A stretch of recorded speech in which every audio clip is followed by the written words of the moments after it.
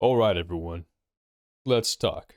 Now, today we're discussing Fallout 3. More specifically, the intro to Fallout 3. Yes, that amazing intro where you're brought into this world, you're staring at your dad, you can't really see your mom, and surprise, surprise, boom, you're carried out. She just expires, and you fast forward a year. Now you play as a little baby, a little Bobby, talking with your well, more just kind of like saying weird noises while your dad gives you a little exposition. And this is where the tutorial happens. Pretty soon you fast forward another 9 years to until you're 10, then 6 years till you're 16, and then finally 3 more years until you're 19 and escape the vault. Spoiler alert.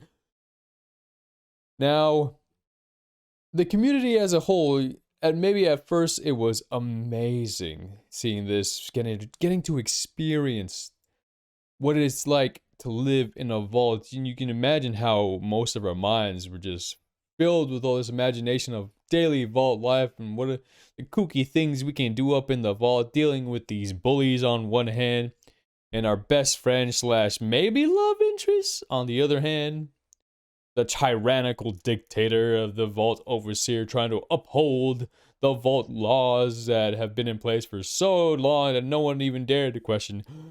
Yeah, that's a pretty big little plot hole, but it was amazing, right? It was a thing that truly made us ingrained into our brains of how video games have shaped ourselves on the whole idea of how tutorials should be. Not just text boxes everywhere, popping up into your face, disrupting the gameplay, but more of a subtlety ingrained into the game. That being said, the community as a whole a lot of times feel it's very monotonous. When they start a new game, the intro takes a very long time. If you're obviously waiting for all the dialogue, reading through everything, but if you try to click as fast as possible, maybe it takes around, I think, either 10 to 15 minutes, depending on your style of play. Now, when you're just trying to get into a game, many people feel like this is just a huge wall, a huge little hurdle to get past. And it's fair, it is. I mean, when I create a new character and I just want to play a new game, I just want to get me into the wasteland. Get me into the wasteland as fast as possible. I want to see Moriarty and just show him the end of my boomstick. You know what I'm saying? But I can't do that if Amada over here is wishing me goddamn happy birthday. Oh, happy birthday!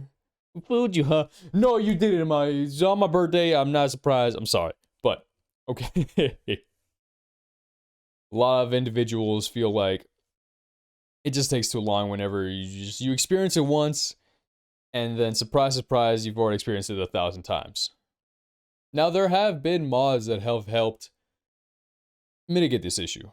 There's right now where I'm playing through a Tales of Two Wasteland, a modification that lets you play Fallout 3 in Fallout New Vegas. Well, Fallout New Vegas engine, with a bunch of bug fixes, some cool added-on features, as well as cut content that has been fully restored. These guys are amazing, by the way. Check them out at talesofTwoWasteland.com. They put in an enormous amount of work, and all these guys are really, really talented in all they do. Now, the mod in question I was talking about would be the TTW Quick Start. Now, this helps you just zoom way past all the beginning's nonsense, create your character, check your stats, customize to your liking, check your tag skills, and everything. Gives you a handful of things that you would have normally picked up in the vault, and just shoves you out the door. You start off right away, none of that vault nonsense. One big issue that people also have with the start of the game is when you're playing, and this is an issue with almost any sort of role-playing game. When you're playing a role-playing game, you're trying to envision and create a character. Maybe it's a character that is very, very similar to you. You're building yourself in the game. Or maybe it's, Shrek or Handsome Squidward, because, why the heck not? This is what role-playing games make amazing. This is what makes them more memorable and why we all love them so much. We can create whatever character we have to be with whatever backstory. Now, when I say this, I mean the really, really good role-playing games let you do that. Of course, there have been role-player-like games that kind of give you, here's a selection of characters you can pick from with a selection of pre-voiced lines, and you kind of have the illusion of you're making choices, but we're going to keep on going through this linear story. We've all experienced this. We've all experienced those kind of games. Fallout 3. Or no, wait. Fallout 4. And it sucks, because we love choices, we love the idea to, maybe I can make a holier-than-thou character that's gonna save everyone.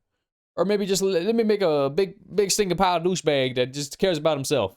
And it's fun, it's not like we're like these people in real life, but we just want to experience these kooky, wacky stories that we've never ever would have picked in the reality of things.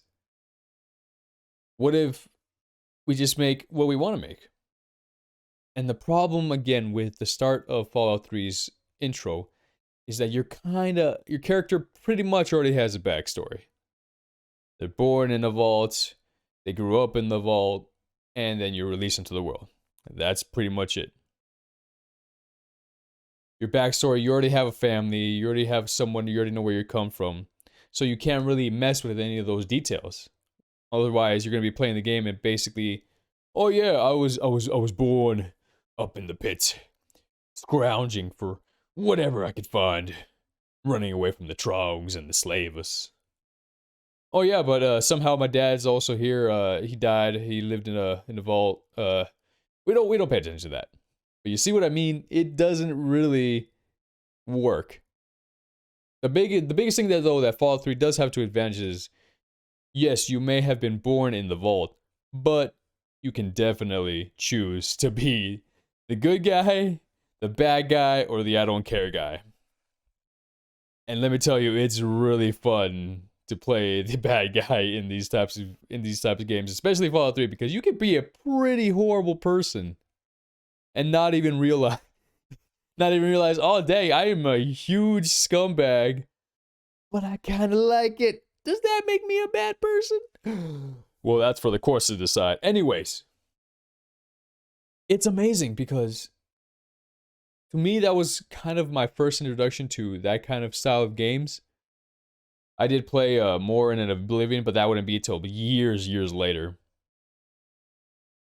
The good thing, though, is it gives you a sense of, like, the enclosure of being inside the vault, and then opening up to this grand wasteland, being filled with goosebumps.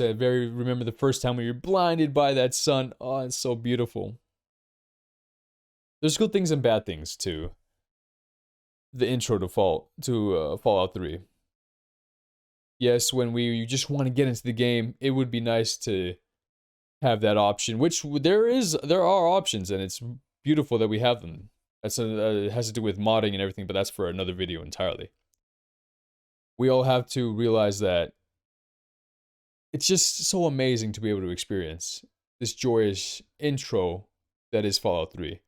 Give you a really sense of what the game's going to be about and the mystery that it all had. Plus, I just love anything Fallout. And when you give me a chance to experience how life was back in the vault, you better believe I'm going to take it. Now, this is sort of a rough, definitely rough a rough discussion video. Kind of just testing the waters out and seeing if it's something I want to continue. It definitely has to be a lot more organized, but I kind of like this, the start to everything. Talking about the start of your life in Fallout 3. Thank you everyone so much for listening. Have a fantastic rest of your night. Bye-bye.